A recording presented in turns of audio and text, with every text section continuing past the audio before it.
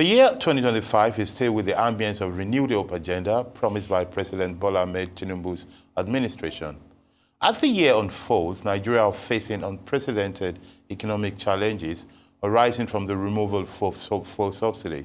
This has raised the price of petrol by nearly 500% within 1 year. However, introductions of policies, reduction in the living standards of Nigerians is now on the increase. Citizens now pay higher prices for food, transportation, energy, health, and education. Joining us now on the show to look at the economic outlook for 2025 in terms of food security, inflation, economic growth with focus on agricultural development to drive down the food prices, create jobs for young people, and address insecurity in the North is David Stevenson, United Nations World Food Programme Country Director, an economist and former African Development Bank Executive Director, working across Africa for the last 33 years. Hello, David. Hello, good morning. Thank you for the invitation. You're welcome. So, what are we to expect? What are you seeing? Well, as you mentioned, I've been across Africa for 33 years and really was delighted to have the chance to come to Nigeria a couple of years ago for the challenge of my work, which is primarily in the Northeast. Boko Haram, ISWAP-related conflict, displacing farmers, so lost production. Now that conflict-related hunger has spread to the Northwest, not Boko Haram and ISWAP, but banditry and displacement of farmers. So that continues to be a big challenge to support the needs of people, but also to bring back production and the economy. However, at the same time, as you know, the government of Nigeria, the new government of Nigeria, announced bold reforms supported by pretty much everybody to end the fuel subsidy, to balance the exchange rate. And the result, at least in the short to midterm, up until now, has been really high food inflation, higher than I've seen anywhere in Africa, as high as 100% to 300% for some staple food commodities, for cereals, for beans, for what people need to eat on a daily basis. So that's created a challenge not only in the north of the country, but throughout Nigeria, people being priced out of the market. And I think the country is on the right track. But the challenges remain for the hungry poor. All right. Thank you for talking about the challenges for the hungry poor.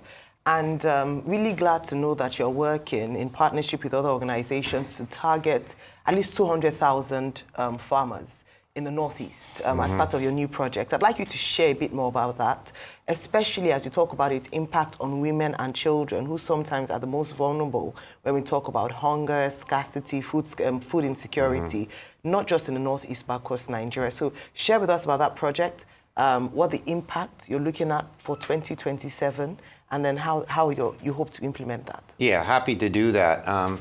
So the lesson learned really is to try to find humanitarian food system solutions. And not only here in Nigeria, but frankly across Africa, sub-Saharan Africa, where there is displacement, where there are humanitarian challenges, there tends to be a loss of farm production, people off their farms. And that's certainly the case in Nigeria. So there needs to be peace and production.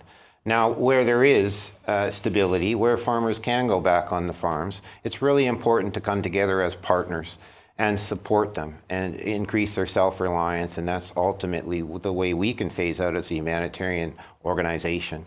Now, partnerships, as you say, is essential, and cooperation, working together, listening to local partners and working through local partners is essential. So at the World Food Programme, we contract about 365 retailers, small Nigerian enterprises that bring food to IDP camps, to the distribution points, and effectively sell the food to beneficiaries who get vouchers from us. We also partner with local NGOs that implement, and most importantly, I would say, we partner with the Nigerian private sector. Food traders who sell food to us. We buy about $100 million of food a year in Nigeria. In a good season. Last year we didn't buy because of the food inflation. We didn't want to further fuel inflation, but we're starting again. And we put another $100 million into the northern Nigeria economy in the voucher cash transfer program.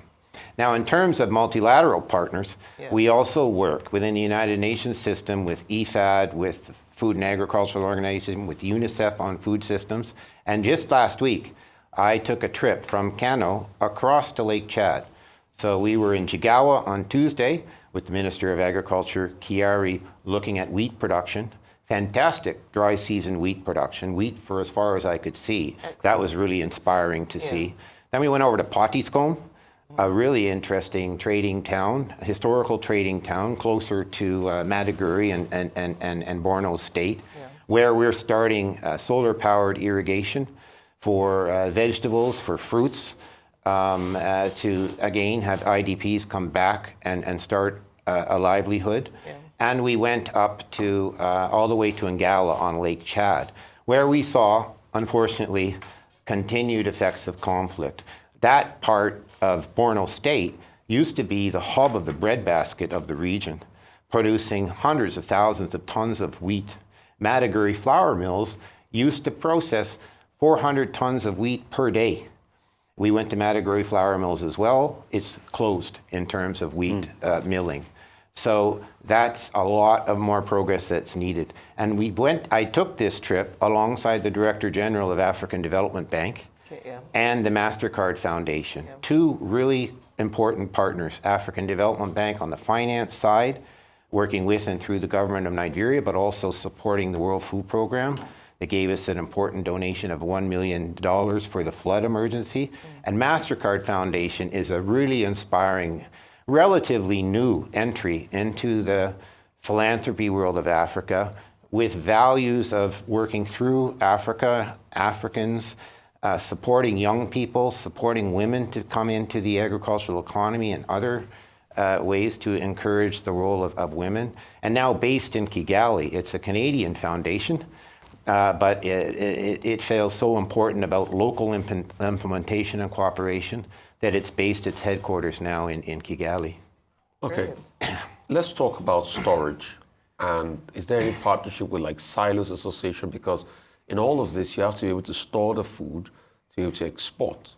Post-harvest losses in this country, all-time high. Most of the vegetables, crop, and all of that goes to post-harvest. That's number one. Number two, how can we make Nigeria a food hub for Africa? In the 60s, about 1/3 of the tomatoes eaten in the West African sub-region was from Nigeria. But today, you hardly have a lot of that. You know, we've had fluctuations in prices of root crops, ginger, carrot, and things like that, and seasonal crops. How can we make Nigeria the food hub and the food basket for Africa? Yeah, so you're quite right in identifying post-harvest losses as a huge challenge. We have figures of 45, 50, 60% losses. Yeah, in some literature, up to 65%. And that's tragic. You know, those are hardworking farmers that are out there producing food and then losing. And it's just lose, lose. Lose for the farmer, lose for the economic consumer, and lose for the processing. So we've done a study on food system solutions with African Development Bank, with IFPRI. It's going to be released soon. And one of the main recommendations is go to scale on food storage, small-scale silos, storage silos. So small-scale farmers and cooperatives have access to storage and can hold on to their produce and release it when the market is calling, when they get a larger price for releasing produce. So that's key. As importantly, of course, is production, increasing production. In the north, getting farmers back on their farms, but seeds and fertilizer programs to increase yields. As importantly, equally important, to get back to Nigeria as a breadbasket of the region. When I arrived here, a little over 2 years ago, WFP, as I mentioned, was buying about $100 million of food in Nigeria. And we had an idea, which we were talking to the government at the highest level about, to launch something called the Global Commodity Management Facility in Kano. It would have been the first one in Africa. There's one in Spain, in Las Palmas. There's one in Turkey, in Istanbul. What this is for the World Food Program is a very large warehouse operation, buying food locally with advanced finance commitments, and then releasing it in times of need. So we thought, wow, Nigeria is open for business. We're already buying $100 million of food. We're proving that this can be expanded. And that's the spirit we had.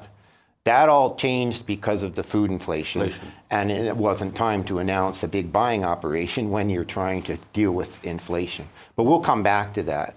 So I think there's two messages here. First, it is possible to do business in Nigeria, and we do it, and we do it correctly. Suppliers supply. There's a system in place of performance management. We can get reliable supply. But there's a huge opportunity to increase the business activity for the region. Kano has been there, as you know, for thousands of years on the sub-Saharan trade route. And it exists because of grain and animal trade. But it's not really modernized, and it's not nearly reaching the potential that it could have from the northwest all the way to Lake Chad in terms of bringing that production up for export and for country production. I'll say a very big thank you to you on this. Any way we can work with you on this in the media, we really need to get Nigeria up there in food production and make it the best basket of African feed itself. Thank you so much for your time.